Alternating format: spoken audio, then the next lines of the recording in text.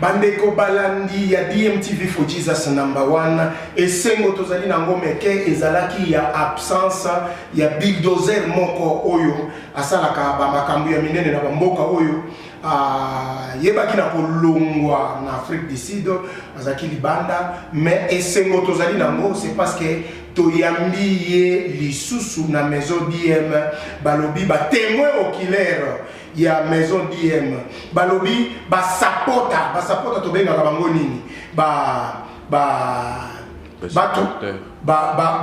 bato oyo ba supporta ka maison oyo bazalaka taza na Suisse soki ka to bengi boyoki déjà fond eleli alors balobi Joël Million, son excellence Joël Million azana ba veste délai mais tozo ya mbaye na couleur ya son excellence apôtre Joël Million. Le kola tozo kende na makambu ya politique à la timwa bakazaka wana nyonso parce que le kola balobaki si vous ne voulez pas, vous ne vous intéressez pas de la politique va s'occuper de vous. Alors de comprendre que aïe na ba veste misatu déjà auto kolobela lelo na DMTV avec la sentinelle musée Désiré Mukombozi yango naza kokende ko yambaye mbangu. Bonjour son excellence Papa Joël Million. Bonjour Musée, bonjour Mikolo Ebele. Mikolo Ebele biso toza ko foné na secrétaire bazo yamba baye biso oza libanda ya Afrique du Sud. Mais bazo pesa biso précision te. Mais na biso monene to la daki toyoki ozaki na Espagne, ozaki na France, ozalaki soki na Canada, ti okomaki ba Congo. Yo mo beta na bato baza kolanda yo bakoyeba yo lokola nani lisusu. Non, on apprécie d'abord ma téléspectateur et à DMTV Mbote Ebele. Et puis nous c'est mon minico réputation nayo. Vraiment, ça fait beaucoup d'années de opportunité. Bon, on a un déplacement na zongi. Mboko ezamboka na ngai. Et puis total appel lisusu maninga ototika kala. Donc voilà un peu vraiment raison et la présence na ngai. Merci papa makambu ya liboso makambo ezanga se makambo oyo ezo pesa batu ba mitu pasi makambo ezo sala batu souci makambo oyo batu mususu bazo tia bango makila na mai bazo lia lisusu te bakomi mal à l'aise ezali makambo ya des pères et des mères. Mais ngana yoki osali émission moko na France yo bengi yango Congo makambo ya des pères et des mères oyo baza koloba loi chani avec honorable Tingi Pululu na yebite idée wana soki yo omoni na lo yango ndengeni. Bon, en fait biso ba congolais et puis bana Congo il faut pas comprendre que à venir à Congo est très important. Et puis à venir à Congo il faut dépendre na le lengeni de sécuriser Mboka la biso. Moi je salue l'initiative de l'honorable Tingi parce que l'idée est ça au l'avenir Mboka. L'idée est allée au l'avenir à chaque Congolais. Vous savez, le Congo est parmi les pays où ils ont souffert mingi. Ils ont souffert mingi dans le Congo. En tout cas, on a passé plus de 50 ans de souffrance, je pense même plus de 60 ans aujourd'hui, Tolingi Kimbo a tout changé. Alors cette loi, il y a des pères et des mères, je pense que les loi moko on va soutenir d'abord. Vraiment. Nous allons soutenir parce que la bamboka nyoso to leki, la bamboka nyoso yo tangi wana. Et ça loi où ils ont clé. Et puis ils ont loi où ils ont s'appliquer pour la poste clé. Total par exemple la poste le rôle la poste président de la République, la poste la ministre. Ils ont la poste moko européen sans n'importe qui. Vraiment. Donc au cas jamais qu'on soit un étranger au tiers à la tête de la nation. Alors total par exemple nous sommes aux États-Unis par exemple. Dans les États-Unis ils ont un acteur Arnold Schwarzenegger. Yes. Arnold Schwarzenegger est qui gouverneur. Mais tant que même Makambouya comme à niveau à l'écolo, à quoi combattre les sociétés parce que loi s'applique à qui. Alors loi est pour la sécuriser. Tu as vu que nous sommes qui sont en bana, banda mboka. Bana wana aussi longtemps babotamina papa congolais, maman congolaise. Baza protégé. Mais toujours l'obéla plus bana oyo ya biso au babotami, papa soit congolais, maman étrangère, soit maman congolaise, papa étranger, wanande maman na likambo. Alors, to lingi que mboka la chose à la sécuriser parce que mboka la chose à une victime, il y a makambo belé, ma conflit est belé. Vraiment. So, le Congo est entouré de 9 pays. Alors, une nation qui est entourée de 9 pays, ceux qui va infiltrer les 9 pays, dans la gouvernement, vraiment, c'est que Mboga est stable. Voilà un peu pourquoi moi je soutiens cette loi, il y a congolité, je soutiens cette loi de père et de mère. C'est une loi qui va aider le pays à émerger. Voilà un peu. Vraiment merci. Bandeko Balandi à DMTV, Tozali na son excellence. Apôtre Joël Million, oyo tozuye na na kazaka na ye, na veste na ye, ya politique. Tokozoe la bino ye, na ba veste na ye mususu mais lelo tozuye na kazaka na ye, ya politique. Tozolo bela des pères et des mères. Likambo oyo zola li sabatu pongite. Likambo epesi batu kanda. Likambo yo batu bazako lota lisusu te. Batu bakongo sala ba evanu ba mususu ba ma esili, ba mususu makila esili et likambo ango ezo sala débat. Honorable. Tozana likambo moko à son excellence, ya ba congolais mususu. Ba komisi ango débat. Et ça n'a pas tout bayebani que oyo azali des pères et des mères, c'est un étranger avec des preuves tangibles, mais ba congolais mususu bazo côté la bango na sima parce que liboso bazaki kolela Kabila alongwa tozala na mwana mboka. Alors mwana mboka ye balingi bazonga lisusu na ba étranger ba commission yango débat yo en tant que congolais des pères et des mères oyo salaki na France na yo kozobenga ngo Congo okoko pesa conseil ni na bandeko baso sala ba débat wana inutile ya kozala sima ya ba étranger. Moi je pense que il faut retirer d'abord égoïsme bandeko bacha makele je pense que baso tala mosikate mais ba tala ba proche na bango. Vous savez le peuple congolais souffre. Le peuple congolais a bateau bongo na TVT. Le peuple congolais a bateau bateka na bazambi wana te bateau bazala na avenue du commerce te bateau bazala na ville ya Lubumbashi te tolini. Peuple congolais ezali ce peuple moyen des fois qui ne mange pas. Des fois bazolela bandeko na kufa na est. Des fois bazala comme insécurité. Le peuple congolais c'est ce peuple qui a étudié mais ni ça les a été. Moi je parle de ce peuple. Donc je ne parle pas de ces gens-là, aller en 4 fois na Congo, ils allaient bien attendre en jeep, ils allaient sécuriser, ils allaient policier, je ne parle pas de ces gens. Je parle de ce peuple qui souffre. Alors, bandeko bazo soutenir loi, moi je pense que bota ba proche na communauté, et bota non l'intérêt à Mboka. Vraiment. Bota là, comment est-ce que tu peux sécuriser Mboka? Comment est-ce que tu peux prévenir le danger mususu?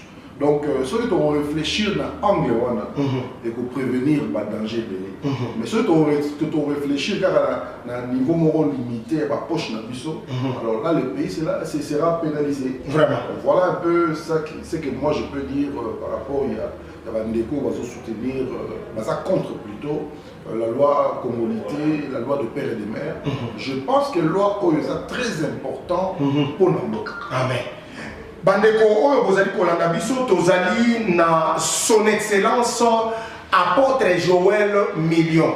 Azana veste na ye ya prophète, azana veste ya apôtre parce que c'est planté ba église na Afrique du Sud depuis na mokili et azali lisusu honorable, azali lisusu tokolobela makambo ebele. Question yelinga avant tokota makambo wana. Ezali tango kendaki na poto nde bokutani na docteur Mukwege ou bien ezali kaka idée na yo moko okoti na idée ya Mukwege pona ko support bandeko baza ko kufa na Goma, bandeko baza ko violer, ba mama o bazali ba victime na ba veuve na ba veuf ya Goma ou bien qui est derrière toi? C'est donc le docteur Mukwege ou ezali ba européen ou bien ba américain? Voilà la fondation. Ma fondation parce que total yango émission Salakina. Bon, en ce qui concerne la fondation Joël Million, moi je pense que les organismes moko ASBL moko plus la défense pour le droit de l'homme. Tozo ça la lobbying, lobbying c'est-à-dire que Tozo influencé Mokili pour na au État-Unis Congo. Toza pour ça la plaidoirie, c'est-à-dire que Tozo lobela ba o bazani voix, ba o bazama kasi rolobate. Il y a des gens au bazo traverser la situation difficile et biso Toza on pour défendre on lobela bango. Et puis Tozo ça la paix sous assistance sociale parce que vous savez le Congo, comme moi je le dis toujours, c'est comme les gens qui dorment dans la rue, comme l'hôpital. Donc, Congo, et ça, les Congolais. En fait, le docteur Denis Mukwege, que je salue de loin, a une vision très bien pour l'Ambo Canabiso. Et puis, toujours dans la même démarche, toujours Tambola, toujours dans la même vision, pour mettre un peu plus ce qui se passe dans l'est du pays et puis l'insécurité en RDC. Dans l'est, il y a Mboka, papa, congolaise, baza kufa. Dans l'est, il y a Mboka, bazo violé, maman nabiso. Dans l'est, il y a Mboka, insécurité totale. Ça fait plus de 20 ans que l'est et Mboka nabiso est instable. Ils ont envahi. Tous allés vraiment sous occupation. On dit c'est qu'il y a la Congolais. Alors, Congolais, vraiment dans le Congo, je pense aussi qu'il faut qu'on sache ce qui se passe à l'Est. Il faut qu'on sache ce qui se passe à l'Est. Et moi, je voudrais aussi, toujours dans le même cadre d'idée, encourager d'abord ce que le docteur Denis Mukwege c'est un monsieur que je respecte beaucoup. Bicho Tambola, je dirais toujours la panaye. Donc pour défendre ce qui se passe à l'est du Congo. Alors il y a aussi quelque chose où il est très important à souligner, à évoquer, c'est qu'au Congo il y a eu génocide. D'ailleurs il y a eu plusieurs génocides. Que le monde avant la silence a raté. Alors Bicho Tozawana, toujours dans la fondation Joël Million, pour na kolobela mokili mobimba bayebake batuerie esalama na Congo, baviole esalama na Congo, bakunda batu, baboma batu, baviolence ya ndenge nyonso, ya forme nyonso esalama na est du pays.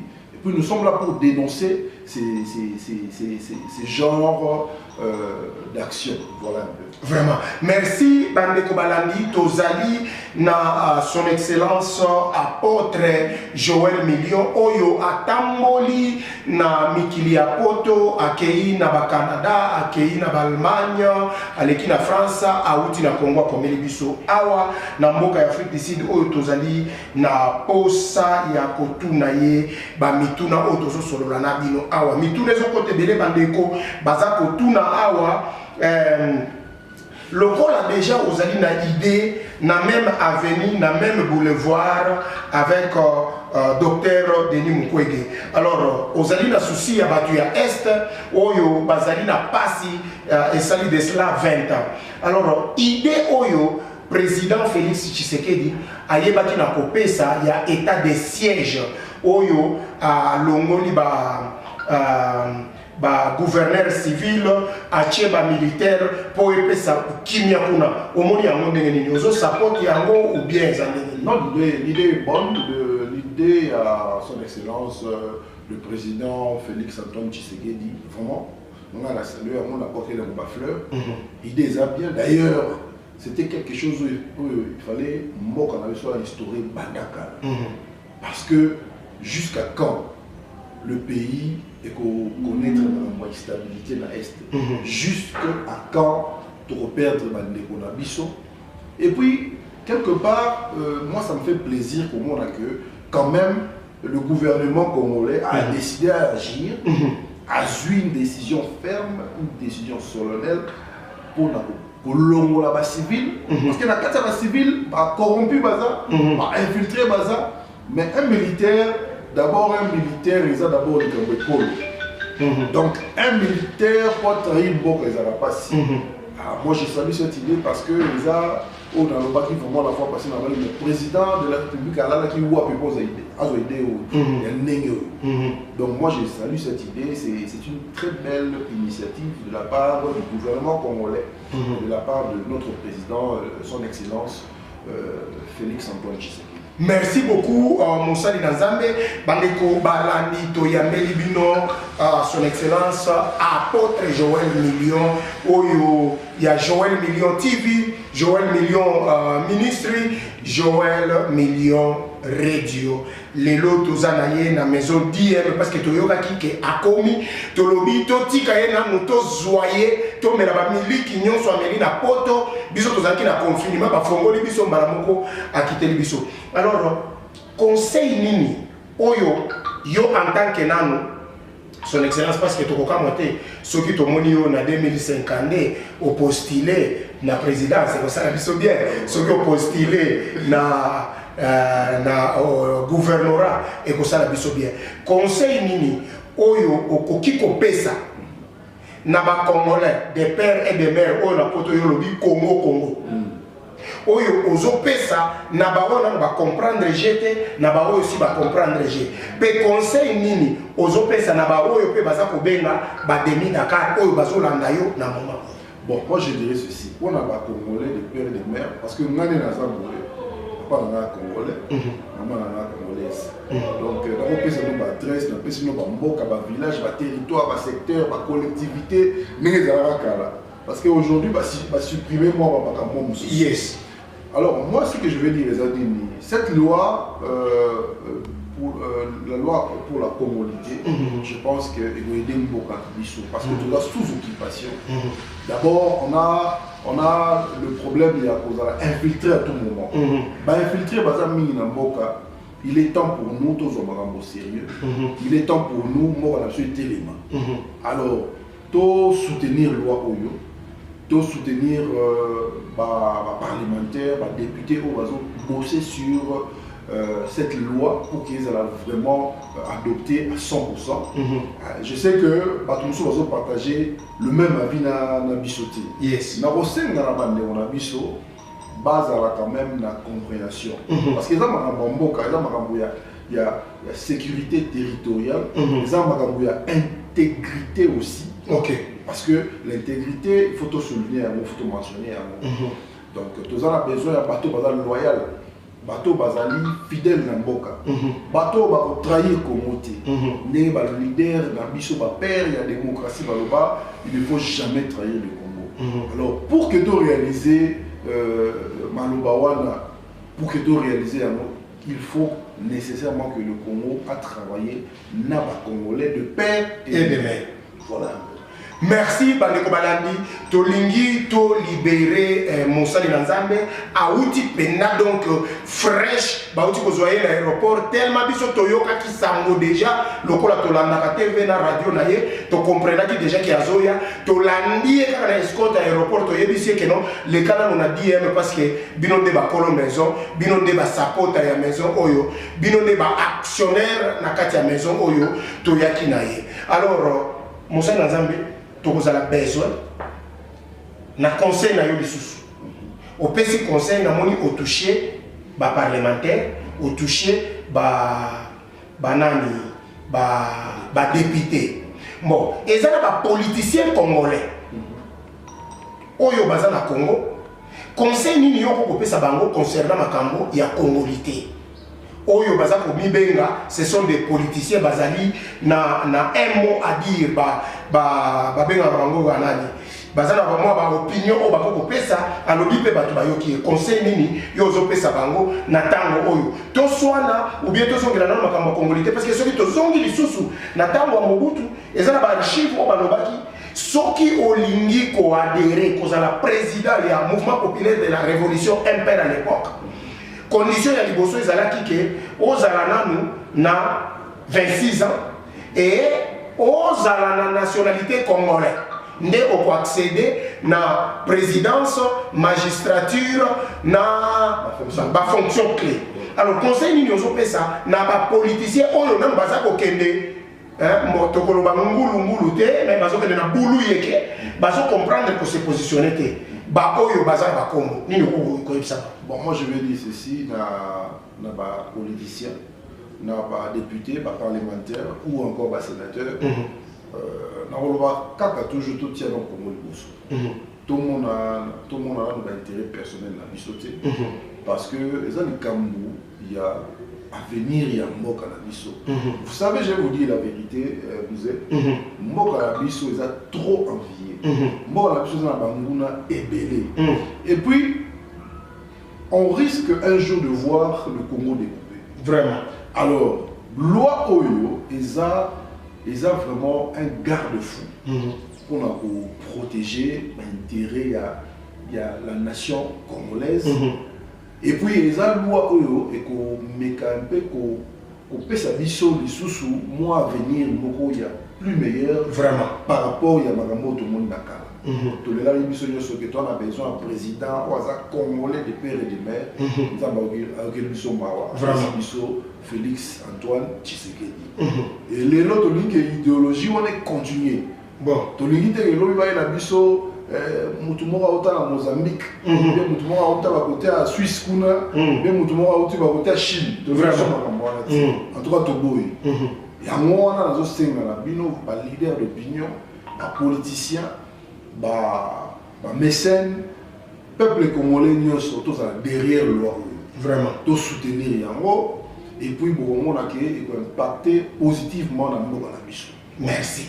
Merci, Nabandeko Balandi, Tolingi, Toti, Kanano Moussali Nazambe, Apema, parce que Kokitanyon Soyangoyo, Aouti l'aéroport, Nano Amélie, Atati, Afrique du Sud, Colombie, Ayana, dans la maison d'IM, Lokola Bango, Ndeba témoin, Solingi, Oleba, Histoire, Yadir, Okotuna Bango, Bango, Bango, Kasoki, IM, Badiko Noyer, Maye, Bango, alors c'était avec votre serviteur, la sentinelle Moussé de Tiré Mukongozi.